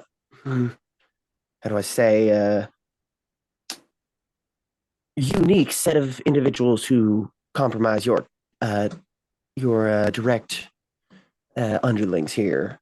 Have you been getting along well with them? Anything? Now that big cyborg guy hasn't been giving you any trouble, has he? Oh no, very efficient crew. I've the local, I guess, water cooler gossip is that my team has been doing very well compared to other teams. So far, no one has died, which is excellent. And we have also been getting rather much further in the investigation, as well as setting up various points of operation that allows the other departments to have access points to investigations. So that's excellent. I'm glad to hear that those Cortex bombs have been doing their job and keeping them in line and not malfunctioning and exploding randomly. It took a lot of convincing to get the fucking board to agree to those, but, well, you got a giant 7-foot tall robot man with a gun on his arm. How can you not put a Cortex bomb in and make sure you dance his place, right? Yes. I just wanted to say, keep doing a bang up job, buddy. You're really kicking tail out there. And, if there is anything you need from me, just run it by my desk. I'll see if I can't get it approved for you. Depending on what it is, of course. Yes. Speaking of that, I do believe that we have access a potential new employee, and I hand over the big contract, which very obviously has Heartboil's name like at the top of the page and whatnot. Oh, intriguing. Now, Yes. I assume we've got a file or a dossier on this individual here somewhere that I can peek through. Yes, well, we've been building that one up for the past couple of weeks because he has been rather poignantly investigating us. So, interesting. Yes, and I saw some unique anomalous interactions when I was talking to him. He kept on pulling things out of his socks when it should be impossible to pull anything out of his socks, when they have been sort of flipped inside out, shaked out, and whatnot. There are still items in it, as well as 3 cartons of cigarettes. That is a lot of cigarettes for one man. Yes, he also eats them, so that is also that's peculiar. unsettling. Yes. Huh. Let's see here. He pulls out like a little tablet and starts flipping through it and goes, into the that dossier that you've been building. He's like, oh wow, he's shredded too. Hmm. Wow, he's got a real washboard under that grime. I wonder if he showers at all. I hope so. I Uh, don't know. And how like good is he at this investigating? Has he figured out too much? Like we don't. I assume that he has, and that's why you're giving me this instead of just having us drop him off in like a lake somewhere. Yes, he's found out that at the very least that there is anomalous occurrences in fuck, me as a player forgets the name of the island. Naples. In Naples with the whole meat monstrosity, as well as him collecting evidence of several locations that have been contaminated, as well as finding a creature that has been codenamed as Meat Buddy. I remember seeing one of those. Mhm. Talked with Dr. Cerulin about that, I believe. All right. Yeah, sure. I trust you. I'll go ahead and put him in through the system and we'll assign him to whoever let's see. Looks like we've got a couple of people missing, some folks on their roster that could take over here. So yeah, we'll get that sorted. Mhm. Sophia, please stop whining at me. I beg you. And Baby. let's cut now to Superintendent Jarvis. Heartboil looks at you very stunned and is like, I thought I already got the job. Oh, I mean, you done signed the paperwork, but we'll see if that actually makes it to the desk. But until then, you actually got to start actually talking, because you're either leaving here as an employee, or you're not leaving here, or you're leaving here. Okay, hang on. There are multiple ways you might leave here. There's the front gate. There's there's the secret front gate. Guys, two. In a fucking body bag. Oh, what? Does that count as a third one, or is that part of one and two?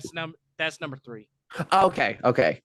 And 3A, that we take the body bags out the loading dock of the bag. Okay, that makes sense. And I close the door, and as we're kind of riffing, I then very congenially just like, so what is it with you and like spreading the fungus? I know you've been looking at it, but I feel like you're more involved with it than just like investigating it. So honestly, if you can let me know more about that, I can tell my goons, hey, no need for the body bag, get the employee ID badge and stay it. Oh, I thought, well, I don't know. It kind of just follows me. I don't really I don't believe in showers, you know? I think I much prefer a nice warm mud bath to a shower. So, it gets all the stank off and makes you smell all earthy and nice, and it feels good. It clears up your pores. Well, this is mine. I don't know. Other people get a lot of blackheads when they do it, but clears up my pores for sure. I mean, and I guess I might need to start using like a bucket with water in it too. Then get all the spores off of me or whatever. Wait a minute. Are you telling me that everyone down at the station's all right with you, just bathing in dirt? I do a goddamn good job at my job. Good job. I do a good job at my job too. I actually, let me tell you this. I just got out of a disciplinary hearing because I was I've been married a few times and divorced a few times more. Every once in a while when it gets whatever. One of my exes is now my boss, and was, just send a picture, show my titties, just like. But you know what? I save enough lives that it doesn't matter. I think that you're telling me that's what it's like at your job. Yeah, sorta. I save enough lives they don't care if I'm covered in dirt All right. or all eat right. cigarettes. I don't get why people are so turned off by that. I just like the taste, okay? I mean, how is it that you are able to digest that? That what now? The cigarettes, because like the human being, when a human being eats cigarettes, they vomit. Oh, yeah, I got over that part. At about what time did you go over that part? Was it when you started investigating the? Oh, I think I don't know. I was probably like 17. I started it when I was like 15. Figured it out. Figured out just hold the gag reflex back, you know. You got no gag reflex. And I think that is where we will cut that.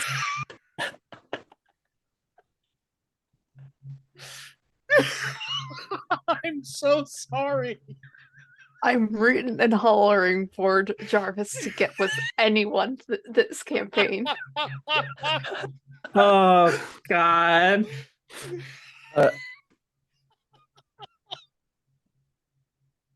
And so we are getting a little close to time, and I would like to introduce this next investigation. If you, Marty, and Aaron wouldn't mind, I would like to go ahead and go right to the clock out phase here so we can get that started.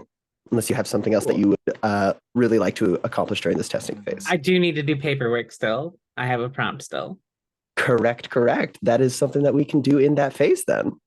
Well, all right. So investigation was not resolved, so we're not going to be collecting rewards. However, I do believe we have some people assigned with the staff move, and we'll take a 10-minute break after this phase as well. Did we? Actually, no. We can go ahead and take a. I think you did in the last one. Oh, no, right? you're right. No, sorry. We resolved the question, not the full investigation. You're right. Correct. So actually, let's go ahead and take 10 now, and we'll get to the rest of the clock out phase when we come back. My dog is yelling at me. All right. So clock out phase. An investigation was not resolved, so we do not collect rewards. However, I believe we have some staff moves that are able to be dealt with here. Let's start with Field Commander General Gilbert Burns. I think you have two people out because one of them is assigned to guarding your vans. Yeah. Just a note in the future, like maybe having different assignment options for the field commander, because you have assigned, unassigned, unavailable, and dead. It's just so like know like what to be rolled for staff. I'll probably be like guarding, have one set as guarding or something like that. Yeah. So this is with a +2, I believe, for the staff move. Oof. That's a 6. Oh boy. A miss. An assigned member from your team roster dies. I got you. Oh, save me. Oh boy. Yeah. So go ahead. First, I would like to narrate this here. I think that you get a series of like urgent messages on your pager from Caden Connolly, the commander of Carry a Big Gun. And all of them are in all caps because that's just how he types for some reason. And they say, "Boss, help, the monsters, boss, help," and then nothing. And later, his brother comes back very clearly haunted, and he says, I didn't know meat could have so much teeth.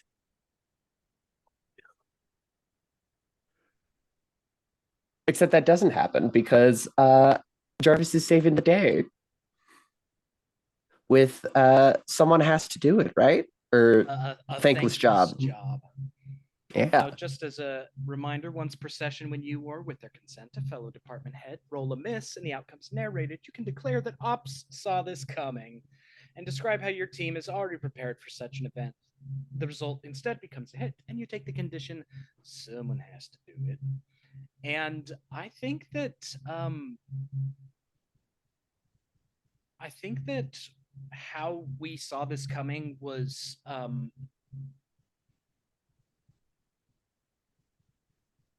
I think that using like information that we very practical information that we got from having the teeth wood chipper monster in our custody. Ops has been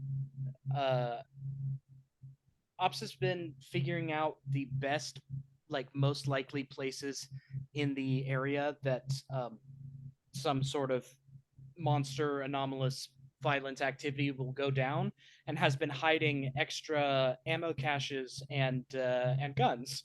And it's like when someone is getting chased, we're like, okay, the probability that they'll be chased here is pretty high. So and just as they would run out of bullets, there's a new one, and there's a post-it note on the on like this little box. It's just like, Ops loves you. Excellent. So instead, that this becomes a 7-9.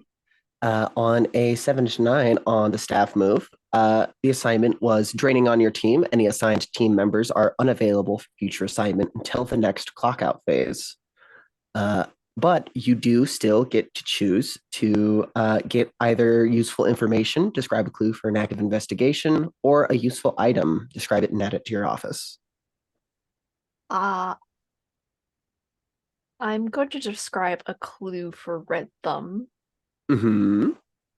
I think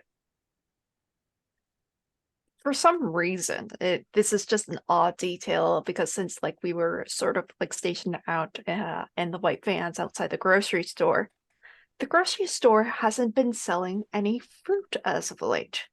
It's just vegetables. Intriguing.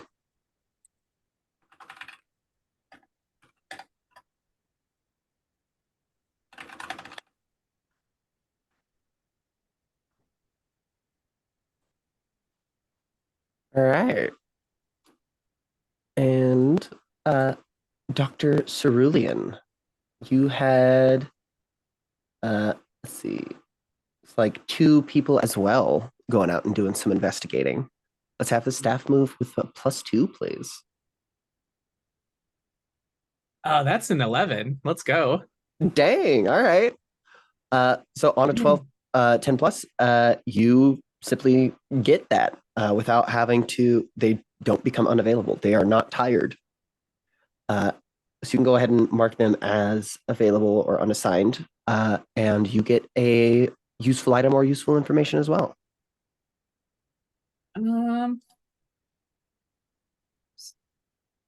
Let's see.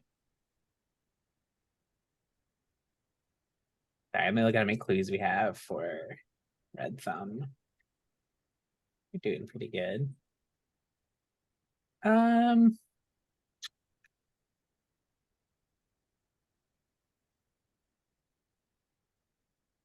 Yeah, I'll take a clue for Red Thumb, I think. All right. So you do get to detail that clue. So give that some thought, or if you already have it, let me know.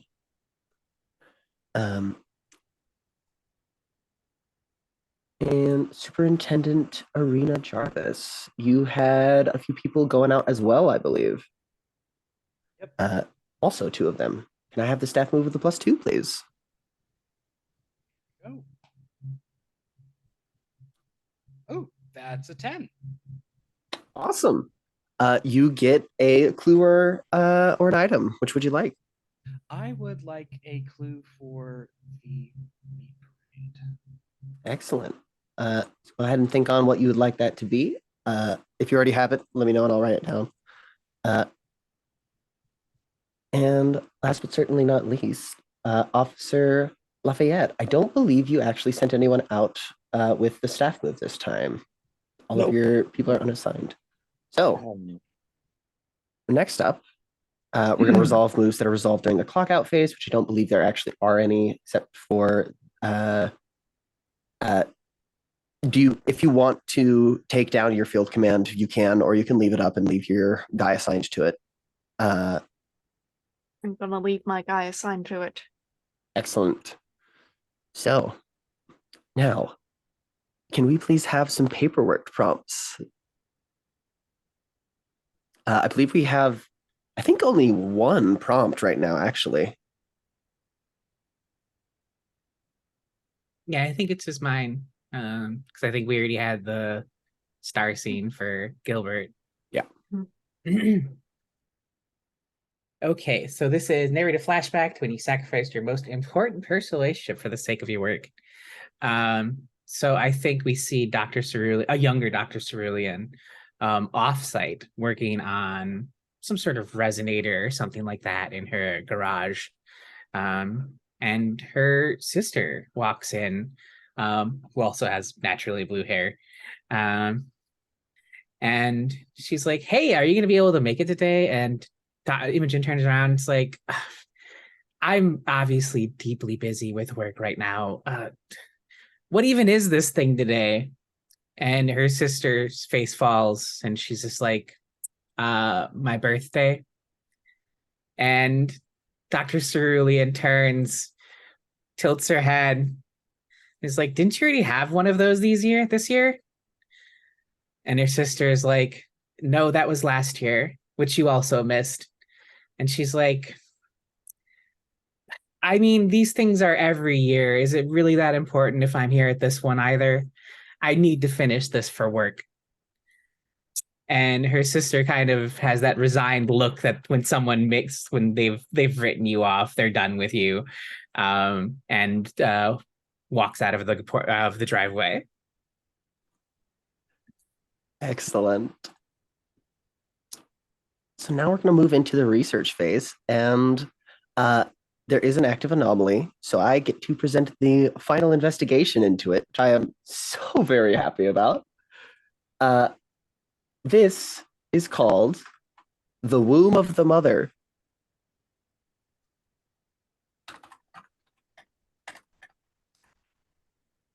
An urgent threat to universal normalcy related to A-1004 has recently manifested itself within the ground of Mother's Beach. Directly in front of the tree is a large gash in the earth, roughly 220 yards in length and 65 yards in width, that opens diagonally into a tunnel of pulsating flesh that continues for an unknown distance. What's worse, a number of civilians were lost during the manifestation of this pit, plummeting into its depths. Agents sent to the scene were able to recover a video from someone's personal cellular device that caught it all on tape. Paint the scene. Each player narrates a portion of this video. What happens to the unprotected humans who fall into the womb? How does this make their department head feel?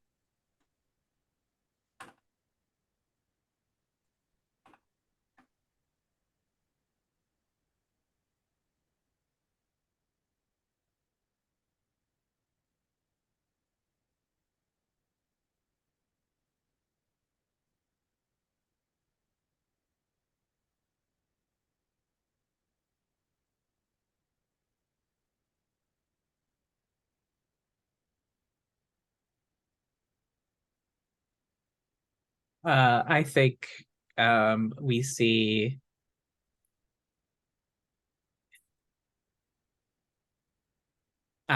people get like fall into the walls of the womb, and like immediately it starts to envelop them and leave a semi-transparent membrane over them as we watch as they start to get transformed into something new. I don't think we've seen it. I don't think we see the transformation complete.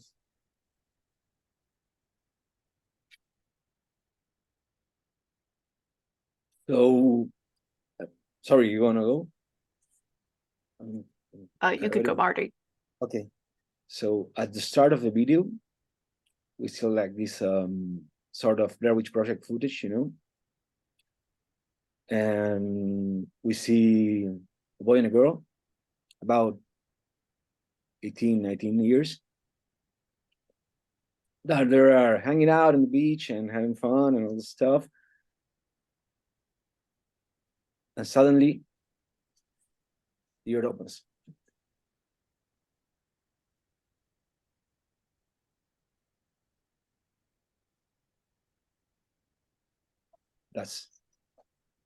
Was I clear?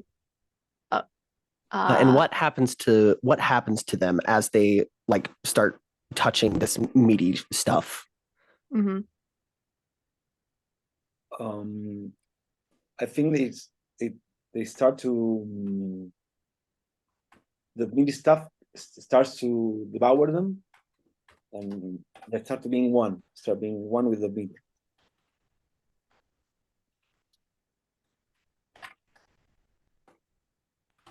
I think that the ground, it's still moving. The womb opens and closes. I think like people are trying to get away from it, but like the ground shifts downwards and people are just spilling in. And I think it's just, even with the people who are clinging onto like to the dirt above, it's still like, I think tendrils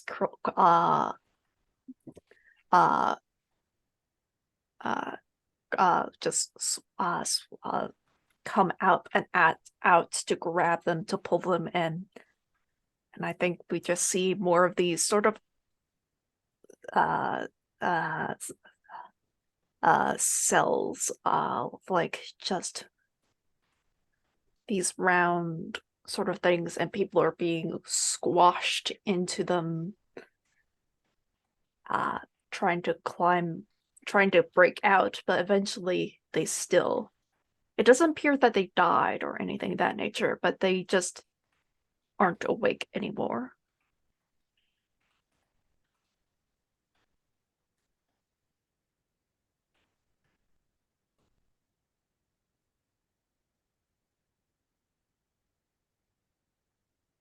Finally, there, like, as the video kind of begins to end, there is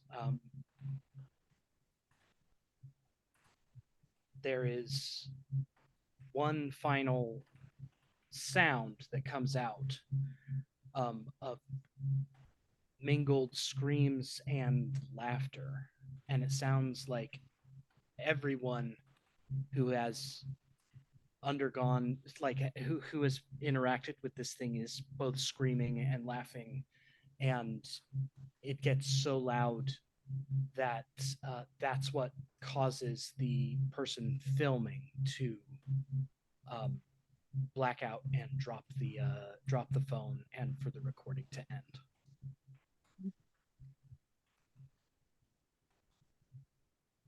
Excellent. Sun officials have been working diligently to keep this under wraps and out of the media. But the scale of this anomaly makes it no easy task. You and your teams need to take care of this fast before it gets out of hand. Site Director Starr has estimated that you have roughly a week and a half to figure out how to contain this thing before universal normalcy is shattered, and the world as we know it changes for the worse. This anomaly has a special rule attached to it. If the investigation is not resolved in 4 complete phase cycles, research to clock out, immediately the universal normalcy track is filled out, and the final prompt, yes ma'am, is replaced with the following. News outlets finally managed to get past Sun's restrictions and barricades and run stories on the great womb of Mother's Beach. Religious zealots seeing these news stories take it as signs of the end times, and pandemonium soon breaks loose all across the globe as riots and cults pop up all over the world. Each department head will then narrate a scene in which they and their staff are sacrificed to the womb by a cult of fanatical A-1004 worshippers. So don't let that happen. The questions that you have available to you here are a threshold 2 or a complexity 2 question. Why does the womb have the effect it does on living creatures? Answering this question allows the department heads to develop personal protective equipment, PPE, that allows them to traverse the interior of the womb. Each department head adds that PPE to their office. You also have an optional question available to you. What caused the womb to appear? Answering this question allows the department heads to select the unlockable move Secrets of the Mother as a reward for this investigation.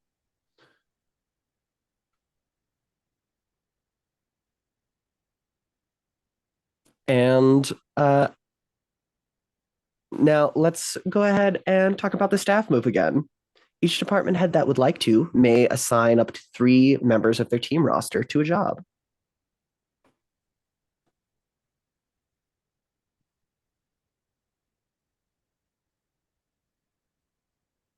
And the people who were previously unavailable are now available again, correct? Mhm. Correct.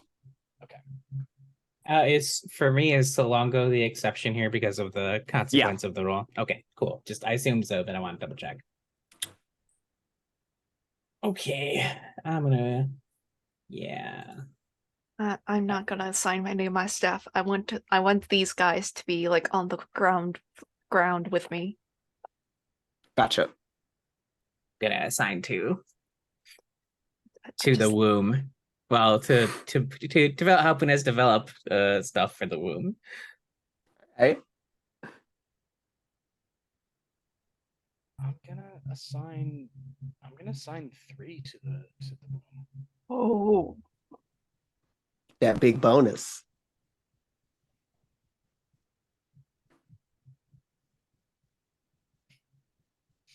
All right. Yes, I'm assigning you to the womb. Yes, I know. It's big and gross, but you gotta go there. Jess, God. get in the. Just get in the meat pit.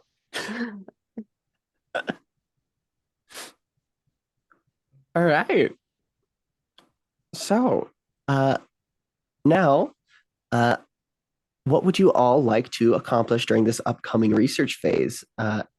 And this should include requesting scenes for the virtuous move if you would like to have that with someone. Mhm. And would you like any of your unassigned team members to accompany you during the research phase? I would like some virtuous moves, please. I am at 3 conditions. As well as I think some things did not get resolved that should be resolved, like and clock outs, the performance eval questions. Oh yeah, why didn't I do that? Thank you for reminding me. My brain is all over the place. I've just been so excited to introduce this mystery. It's all I've been able to think about all week. Mhm. So let's start with that real quick. General Gilbert Burns, did you experience temporal drift? Yes, I had a friendly conversation with Heartboil, as well as implying that we have very strange monsters about Site 42. Yes. Did you demonstrate unhealthy coping mechanisms? I think that's a default for Journal Burns, but I'm not sure if it came out clear this session. All right. Either way, either one, you can either choose to take or not take that. I don't mind. I'm not gonna take it this time. Right. And did you demonstrate your authority? Yes, I hired a person. That you did.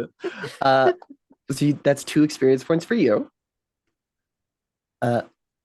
Dr. Cerulean, did you experience temporal drift? Yeah, I had Frank's cater the little Yeah. for a party. And did you favor hard facts and data over morals and emotion? Yeah, I didn't give a shit about Harley passing out. I was like, ooh, let's study him. True. Did you have an uncharacteristically emotional outburst? I don't think I did. I don't think so either. So that is 2 experience points for you, which leads to a promotion. Congrats. Yay. And Operations Administrator Superintendent Arena Jarvis, did you experience temporal drift. So temporal drift is like interacting intimately with anomalous stuff, right? So temporal drift is specifically if you narrate something in the case file and then you narrate something similar or connected to that thing in the rest of the session, effectively. For example, Marty did a sort of a Sun Awards ceremony. If he mentioned like any trophies during his scenes, he would have gotten a temporal drift. Oh, okay, okay. Unfortunately, then I don't think I did do any temporal drift. All right. And did you micromanage someone you aren't in charge of? Yeah, I Yeah. was kind of all up in General Burns's thing. Yeah. So you can have experience for that one. And did you express concern over the well-being of your employees? I absolutely did. I told the council that if they wanted a higher body count, they could let me go. But True enough. otherwise, I've got work to do. All right. So you get both of your experience for those for your questions. And let's see. I don't think Officer Lafayette put safety above knowledge in this one. But I do think he fostered loyalty, so I'll go ahead and give him that tick there. All right. So back to the research phase really quickly. I would just like to get everyone thinking about what they are going to do. But we are getting close to time, so I think I'm going to have us go to Stars and Wishes. Mhm. Again, I want some virtuous moves, please. I am Same. I'm only at 2, but I'll take a virtuous move. I'm at 3. And 2 of them are permanent.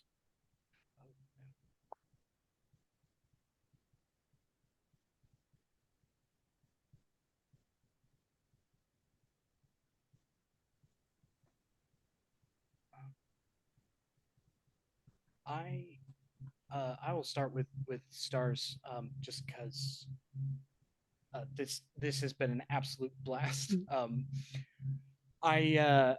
So first off, stars for Steph. The constant refrain of how well you deliver the phrase "it's worse than that" is so good that like it is genuinely like one of the like best tools that like I'm going to try and incorporate into my GMing, because I love that question of like, so what are you really afraid of, and then just taking and being like, yeah, it's worse than that is it's so good. So that is always a highlight when you ask what we're afraid of. So definitely stars for that. I want to give stars to Officer Lafayette, who unfortunately had to leave, because the Disney scene was really fun. Like just just so fun. Like I love all of where that's going. And a star for Dr. Cerulean's like absolutely heartbreaking memory on the paperwork. Just absolutely heartbreaking. The whole like I felt that in my core of just like, no, Imogen, stop. Imogen, see what you're doing. And it was, yeah. As well as I really loved your idea of completing that, answering that question at the beginning of the session. Just that was like, oh, like I genuinely I get why it was felt both really kind of out there and also felt like exactly the right thing. And so I thought that was great. And for Burns, I mean, what can't we star about General Burns? I think General Burns the entire scene between you and Hardboil being like, yes, we are kindred spirit weirdos. Like, it's so good, so fun. And not only that, but then to like kind of come out of that interview room and be I don't know, like there was something sinister in it as well with General Burns, the way that like they kind of almost like switched masks as they come out of the interrogation room and started talking to Jarvis, and just like, yeah, no, we've got like I told him this is what's going on. Like I thought that was an incredible character moment to have the juxtaposition of those two moments. Like it was really cool. And I think Wishes, like I am so excited to this. Well, this is gonna sound weird, but I'm so excited to explore the womb, because this seems like really gross and creepy stuff, and I'm super into it. I'm excited because I feel like we are really getting down to the moment where we are either going to totally understand this thing, or at least like talk to it, or we are going to need the nuclear option, and it's feels pretty great getting down to the wire.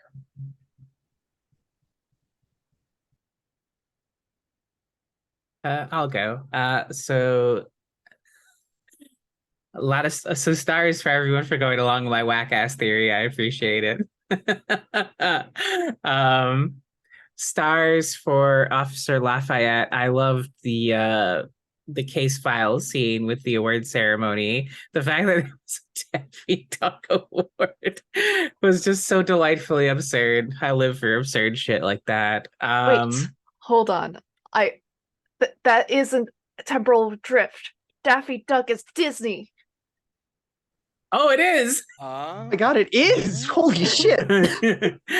that genius. That is a All deep right. cut. I love it. He gets a promotion. No, Daffy Duck isn't Disney. Daffy Duck is. I think. I feel like but Disney like, didn't Disney buy Looney Tunes at some point. I still think Warner Brothers owns them. I think so. But I think that the drift is still there, like that. Yeah, that era of 2D cartoon, like, animation. That totally Yeah. works. Yeah, But yeah, that makes it like almost like Uncanny Valley.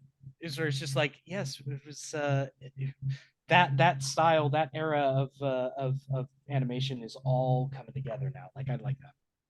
yeah. Well, Officer Lafayette gets to pick a promotion next time. nice. Congrats for me starring that for you, I guess.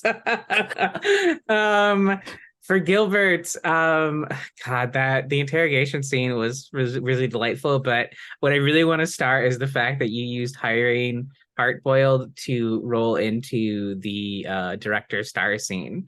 I thought that was a really clever use of filing paperwork. So props for that. Jarvis. There was so much to star for Jarvis. The whole performance review was a delight. Also a star for Steph for the performance review. What a fucking good job playing the X, who's technically 5 people, but also an X. So you have 5. Technically, Jarvis has 7 X's then, because they're a hive. There's 5 hive mind and 2 other X's, right? So you have 7 X's. That's why I said I've been married a number of times and divorced a number of times more. But the biggest star for oh, you have no gag reflex. The biggest star ever for that. It broke me completely. As for Wish, I'm gonna say the same gross wish that Kyle did. I'm looking forward to exploring the womb. Yeah. I just oh god, I love Hardboil. Like, honestly speaking, General Burns has like such a short attention span of like Like if you get him excited about something, he'll be excited for like a moment, but like 5 seconds later, he gets distracted by something else. I was like, oh yes, we're doing our jobs, we're doing them efficiently. Hell yeah! So like, it's both like oddly sinister that like he doesn't. It doesn't seem like the General Burns has a memory.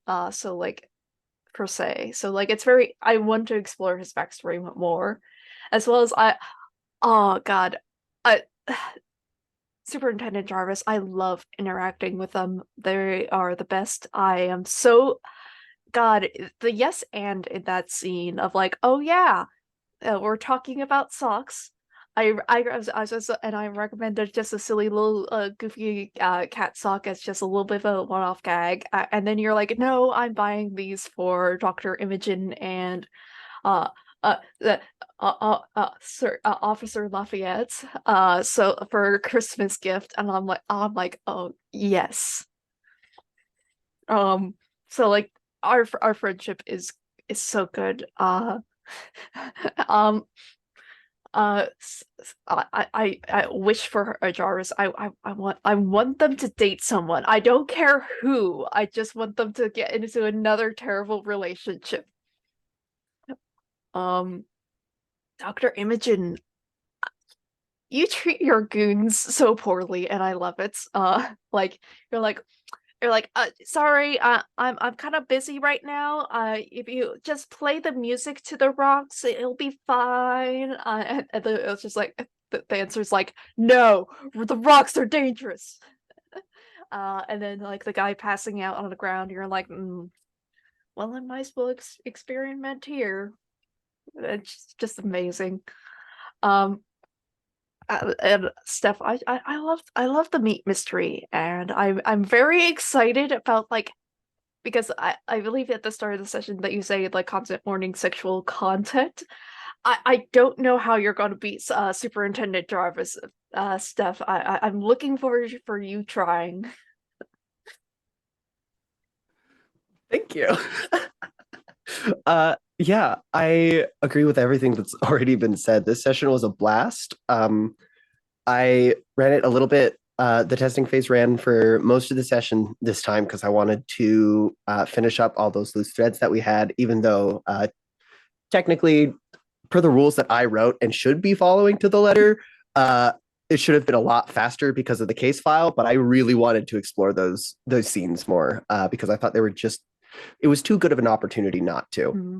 And speaking of, to delve into wishes really quickly, we do have a reward that was unlocked for completing that case file.